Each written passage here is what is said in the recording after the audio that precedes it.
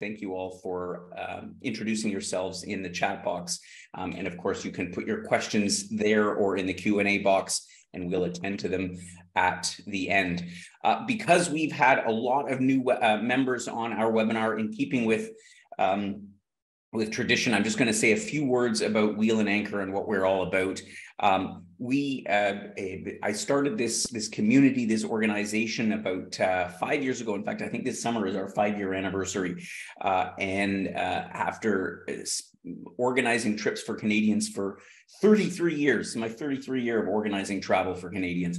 And what I really found is that when you have people who are well-traveled, and when I say well-traveled, it doesn't mean you visited 100 countries. It means that you understand what the difference is between being a traveler and being a tourist. And anyway, I could talk about that for a whole hour, but you have a certain curiosity about the destination that you're visiting. You have a certain respect for the local culture. You have that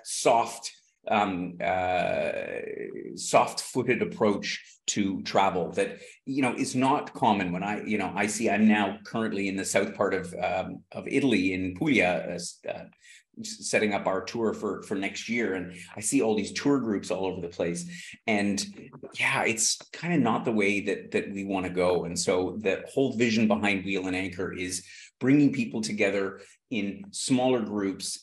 Slower travel, slow travel is kind of a slogan these days that gets tossed around, and really appreciating the things that we see, that we taste, that we smell, the people that we meet along the way, and doing that together with other people who have a same sort of philosophy about less is more and slower is better.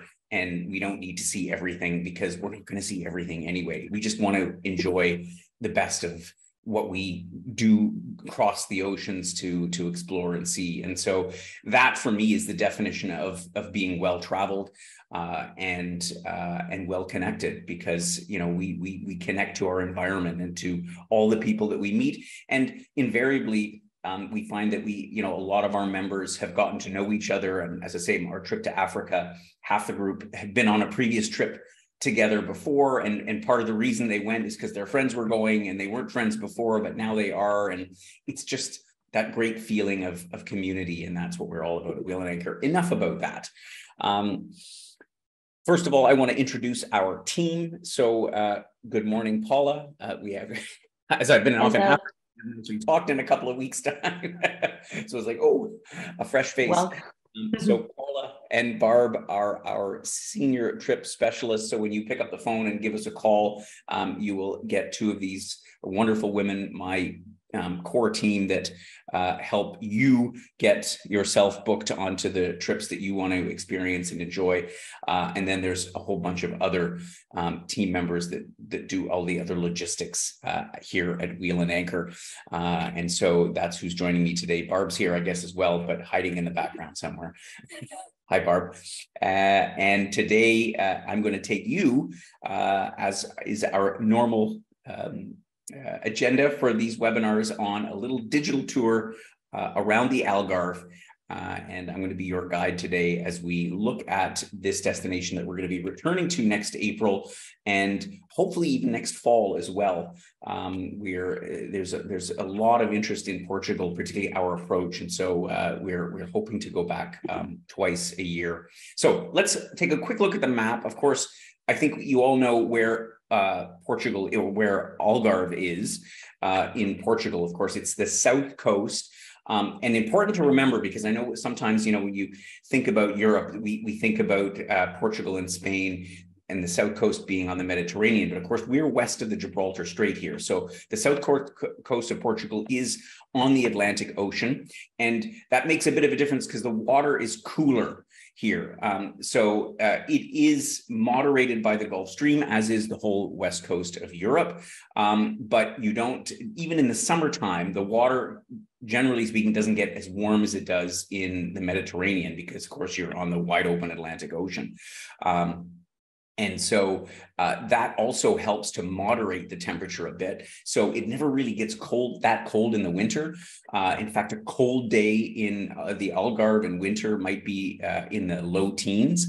And similarly, in summertime, it gets hot, a little too hot for my liking. It does get into the 30s, but it doesn't get into the 40s like it does in the interior of Spain. Anyway, that's a little bit about the geography. We begin and end our program in and around Faro. So as I'm going to talk about at the end of the webinar, this is the first of 3 concurrent programs in Portugal. So we have the Algarve, then we have Porto in the Douro Valley up in the very northern part of Portugal. So up here on the map is where Porto is. And then the third component is the Azores. So I'll talk a little bit more about that in the end. So we will begin by flying into Faro. You can, of course, come early and fly into the capital, Lisbon, and then go down to Faro by train. That's an option that you could do on your own, or you could just meet us in Faro. We'll pick you up at the airport. And the trip is divided into 2 parts. So first of all, we're going to spend the first 5 nights in Olhão, and we're going to focus here on that region around Ria Formosa and the eastern part of the Algarve. And then we're going to move over to the western part, over here to a little town called Carveiro, which is near Portimão. And we're going to explore a bit the western part. And so I wanted to do that because the idea is that this isn't a beach holiday in the Algarve. We're going to try and take in as much of the landscape, the culture, the food, the wine as possible. And so that's why we're doing it as 5 nights in one and 4 nights in the other. So I'm just going to give you a few of the highlights of the program. This won't take long. It should be about 25 minutes to do this webinar, and I'm not going to go through everything in great detail. But as I said, I just spoke to Michelle and I a little bit earlier today, and she was hosting our group that just returned. And I wanted to get from her a bit of a sense of what members said, what the parts of the trip that they liked the most. So as I say, we'll start off in Olhão, and it's a very short drive from the airport in Faro to Olhão. You can fly to Faro, by the way. Actually, I'm not even sure, Paula, if there are, at one point there were direct flights on Air Transat between Toronto and Faro. I'm not sure if those are, I think, did most people fly via Lisbon or those that went directly to Faro? Most ended up connecting. The ones with Air Transat are like once or twice a week. And we did have a lot of schedule changes and hiccups with those that did book on those ones. Yeah, exactly. So sometimes it's better to just fly in making the connection. TAP Air Portugal flies daily from Toronto to Lisbon, and then zip down to Faro from there. And again, we're going to stay the first few days, the first 5 nights actually, in the center of Olhão. This is a lovely, very quaint town, and it's a bit off the beaten track. It's not the big town of Faro. It's not Albufeira, which is sort of the party town of the Algarve, or Lagos. Some of these other places that are the very well known and as a result mass tourism destinations in the Algarve. Olhão is a little bit just slightly off that track, which makes it lovely. And as Michelle had commented to me, people really love, the quaint streets, the fact that it was a bit quieter. It's a Cubist town, actually. So the architecture follows Cubism, which of course, as you know, is a early 19th century, early 20th century form of art and architecture that, everything is in sort of geometric shapes and so on. It's a very, very cool, well-designed little town with a Saturday market that we'll visit. And we stay in a hotel that is designed. They really love the hotels. They're called the Formosa Pure Concept Hotel in the center of town. And it's sort of in keeping with the style, the vibe of the town. And so Olhão, again, will be our gateway. The day that we arrive, we kind of give you an orientation because, as with all of our tours, we try to give as much free time as possible. So you're not being shuffled around constantly. I mean, we do have a fairly full itinerary, but you've also got time to get out and enjoy this wonderful town. So from Olhão, actually the first full day, we're going to keep you fairly busy. We're going to head up to Almancil and Estoy, which are just outside of Olhão. In particular here in Almancil, there is an amazing church. And I know some of you are going to be thinking, oh my God, a church. Believe me, I'm not a believer in the ABC tours, but there are some spectacular pieces of architecture in the form of churches, and the Sao Lourenço Church is one of them because it's all done in blue tiles. And if you've been to Portugal before, you'll know they're famous for their tile work, in particular this distinct shade of blue tiles. And when you walk into this church, the whole place is blue except for the altar, which is in gold. It's one of the most striking places that you can possibly visit. And I know that people were really taken aback when they walked in and saw this magnificent structure. So that will be one of the highlights of the day. But we're also it's going to be a colorful day, because up in Estoy, and these towns are within 40-minute drive of Olhão, so they're not far away. So yet we're going to have a fairly full day. We've got a lunch included, as we often do, and we're quite famous for taking our members out for very nice lunches. And in the afternoon, we're going to go up to Estoy, where they have a neo-Rococo castle, which is all in pink. So the morning is blue, the afternoon is in pink, and we'll have a chance to wander around this amazing castle, this palace, part of which is now a hotel. So that will be our first day, already quite full, always back in time to enjoy the town and wander around the streets. You get a sense of it here in the evening glow. Our third day, April the 13th, is actually going to be Saturday, and the Saturday market in Olhão is one of the biggest in the Algarve. So we'll spend the morning wandering around the market, getting a sense of all the things that they produce. And the Algarve is also a very abundant region in terms of agricultural production. So this is one of the things I particularly like, because so many of the places, the produce, the food is produced locally, and you see it here in the Saturday market in Olhão. But the afternoon, we're going to do the first of two boat trips on this program. And we're going to head out to Rio Formosa. And this isn't a marvelous picture of it. Hopefully there might be another one in the webinar, but the Rio Formosa is a lagoon that separates Faro from the Atlantic Ocean. And in fact, it was critical because back in the 18th century, a earthquake and a subsequent tsunami destroyed most of the villages in the Algarve region. But because of the barrier islands and this lagoon called Rio Formosa, Faro was largely spared from that catastrophe. And so we're going to cruise around among these islands. These lagoons are sort of brackish salt water. There's all kinds of interesting wildlife in there. We'll stop at one of the barrier islands where there's a little fishing village. It's really kind of a cool way to spend the afternoon. And as I say, it was really, really well received by our members. We're then going to venture off to the eastern part. So if you remember the map, we're going to head towards the Spanish border. So the Algarve goes obviously all the way from the Guadiana River, which is the border between Spain and Portugal, of course, to the eastern seaboard, the western seaboard, out by Cabo de São Vicente, that we'll visit at the end of the program. So up in this eastern corner of the Algarve, we have a lovely little palace, if you will, called Cachela Vieja. So old castle that sits up on a promontory from which you have an amazing view overlooking, again, the whole coastline. There's a lot of great views in here. And the eastern part of the Algarve is a little bit flatter. It's more lagoony. You get a sense of it a little bit from the picture here compared to the west side, which is all those famous sea cliffs that we'll see when we do our touring from Carveiro.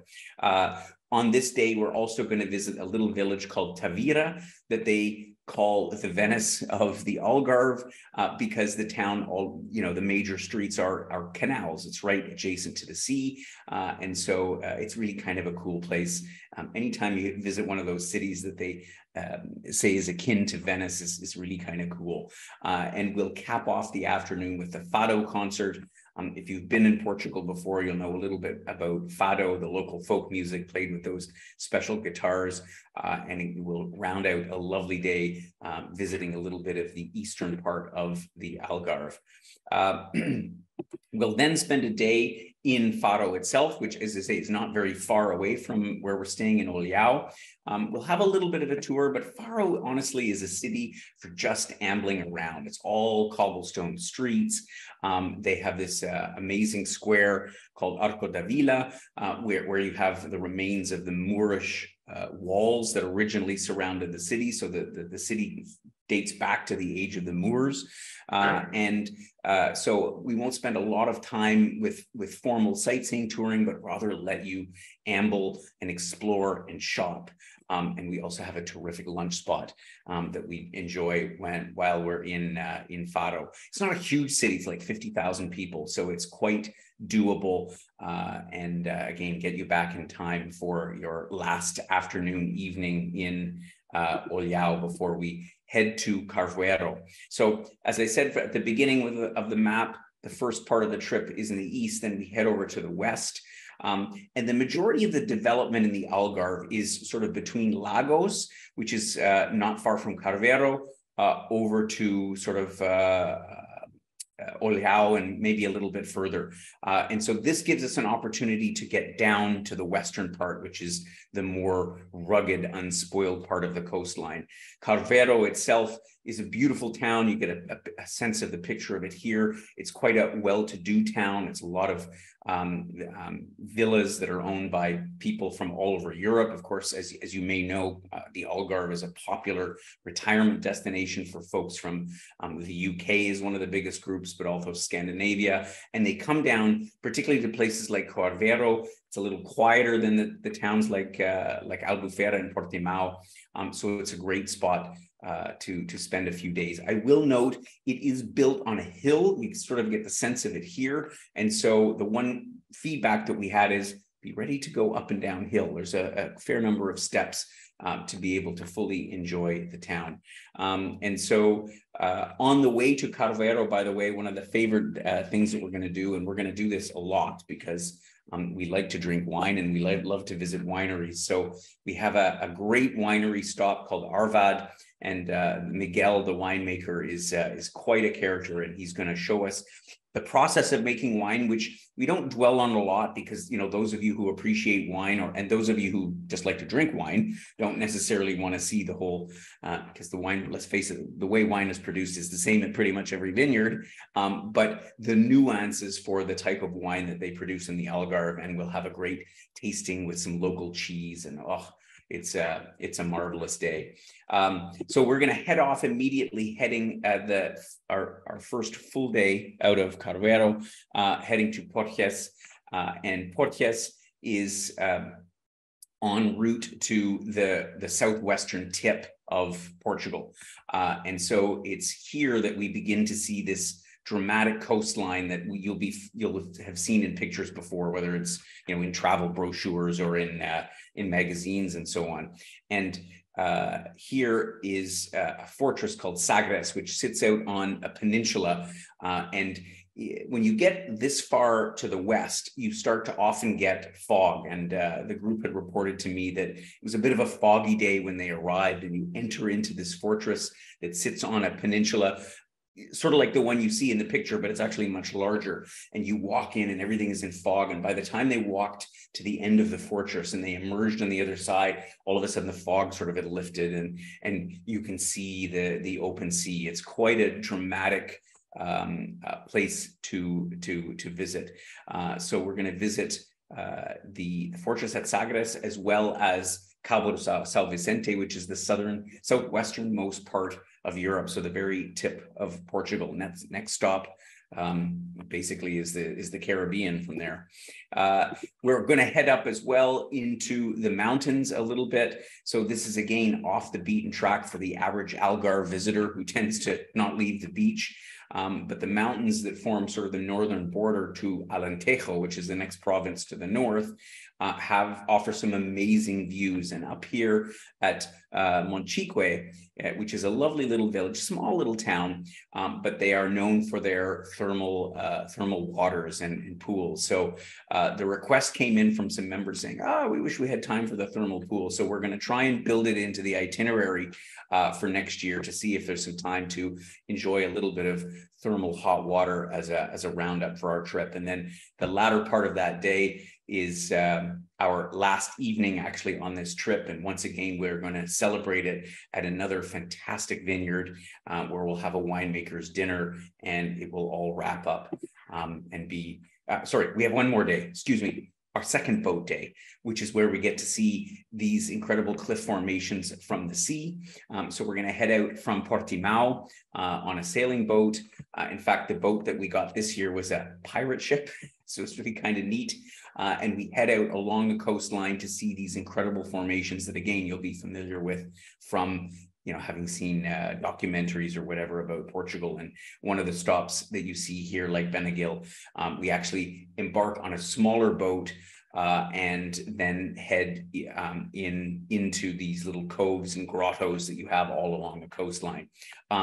The sea can be a bit rough. It is the Atlantic Ocean after all. So that was one comment I made, but there's always ways to combat that, whether it's, with the patches or so on and so forth. But definitely a great adventure. And again, one of the highlights, anytime we can get out on the water and admire these amazing vistas from the sea is a good thing. And it's on this day that we have our farewell dinner, our winemaker's dinner, which was really, really well received and a great way to round out our trip in the Algarve.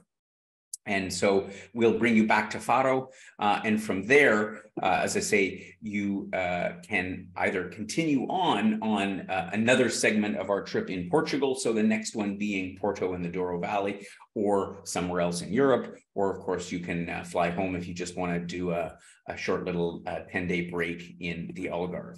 So all of the details on this program are in the program itinerary, which already came out. I think, Paula, if I'm not mistaken, it came out a couple of weeks ago while I was down in Africa. And so if you didn't see that, you can find a copy always on our trip list, which is in our newsletter every week, or on the website.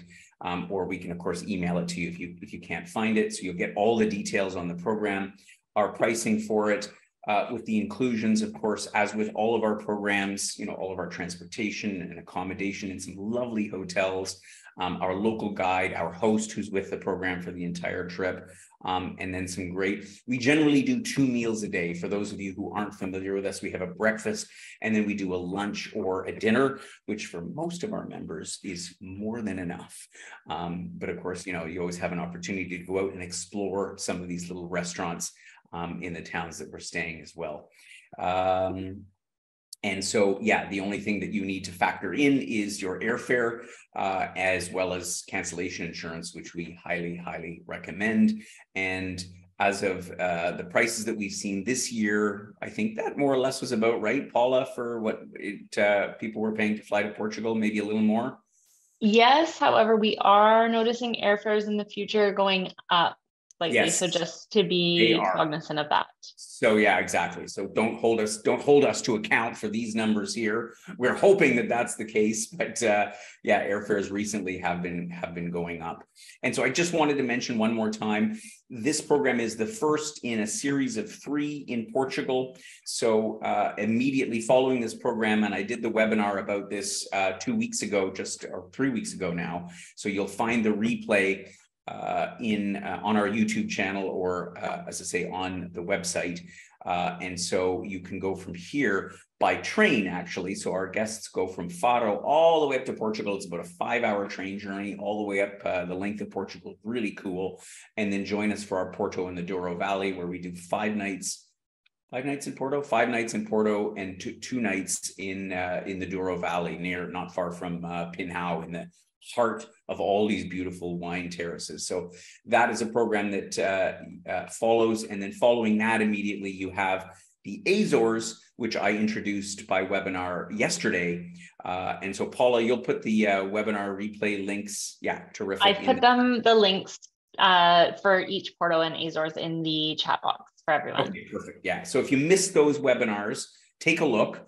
So you could do all three. In fact, we had some members that did 2 this year, and some members that did all 3, and some members that did 1. Yeah, you have your choice, but we design it back to back so that you can get a full Portugal experience by doing each of these programs. And so, as I say, the Azores, the island of São Miguel, one of my favorite spots, is the last segment of that program.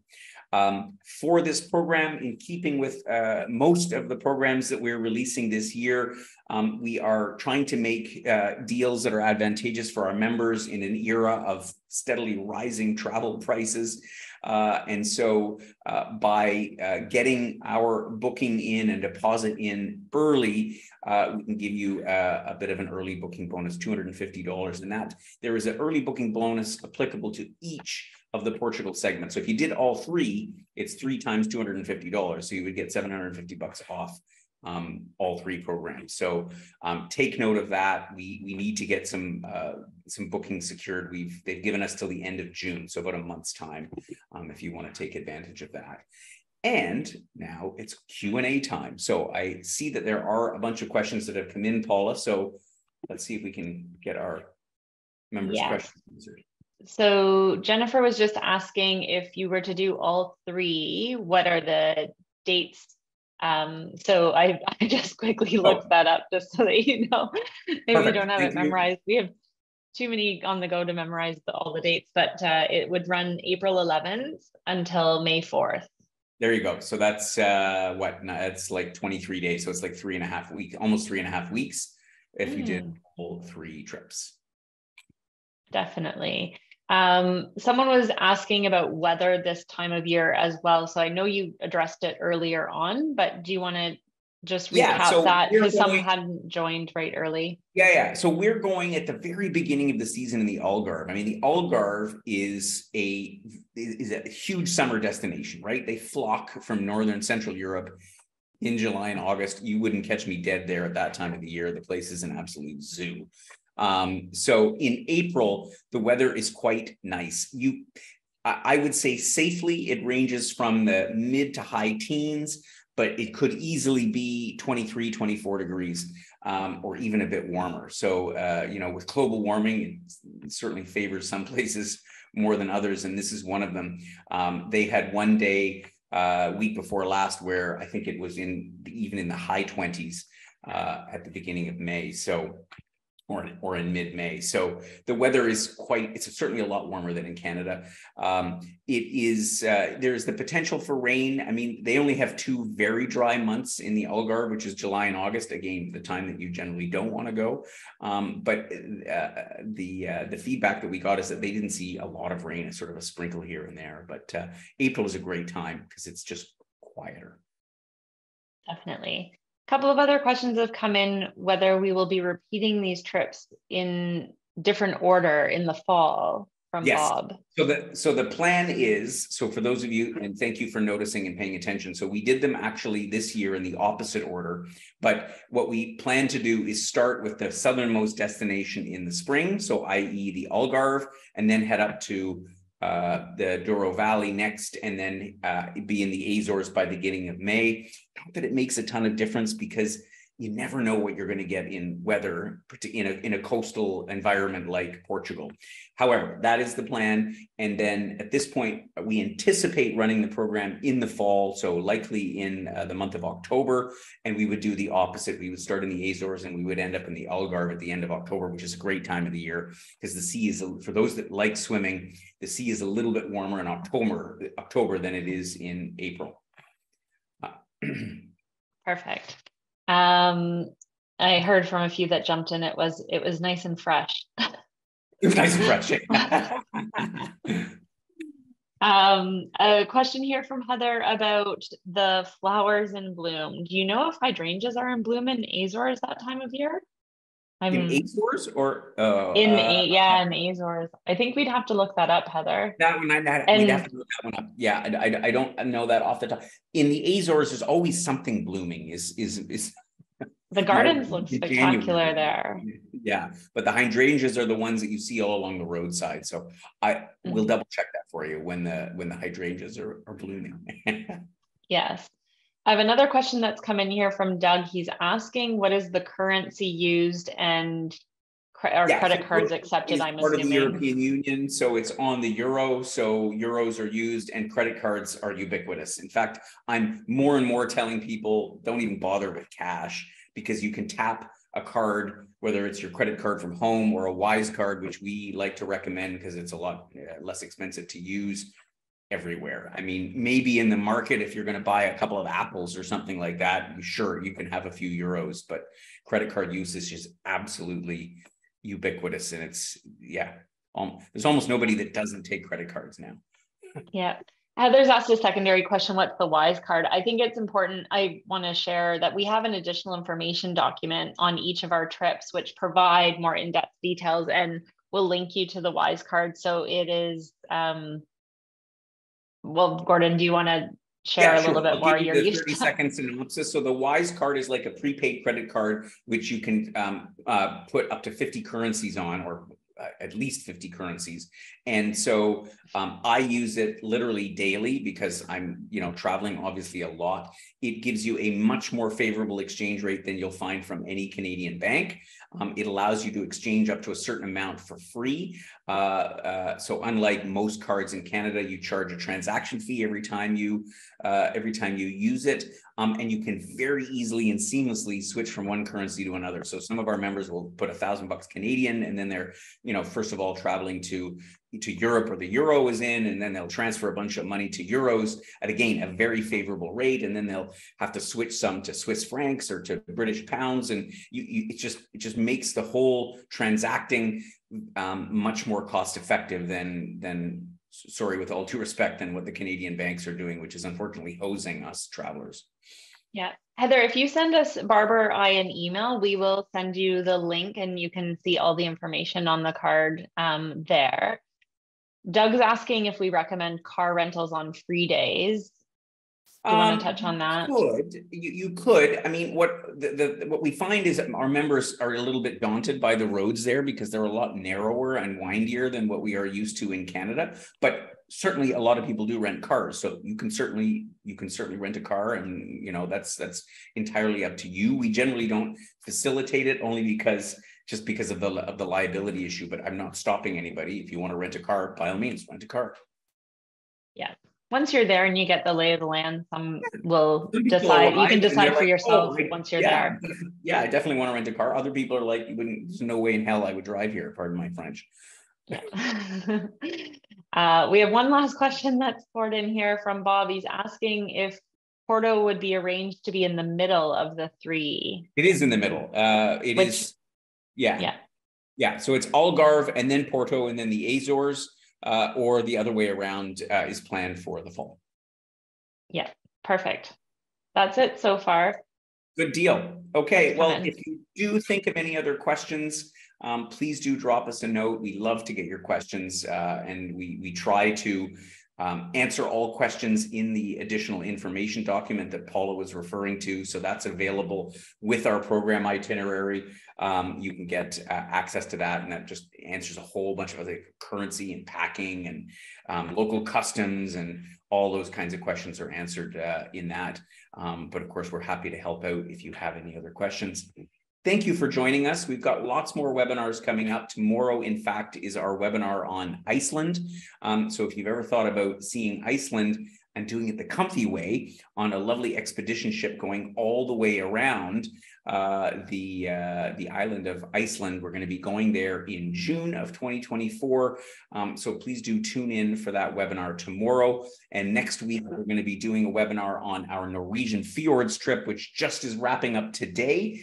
For this year, and we're going to be going back next year. So if you've thought about cruising up the magnificent fjords of Norway, our webinar for that is next week. And Australia is finally being launched next week as well. So we've got lots in store over the next few days. I know Paula's madly trying to get the links. Yeah, I was just about to put all the links in the. It'll be best if you, reach out and we can send you a copy of the newsletter if you don't have it. Otherwise, the links are in the newsletter, which comes out every Saturday, as you know. So we're always putting in the webinars that are coming up.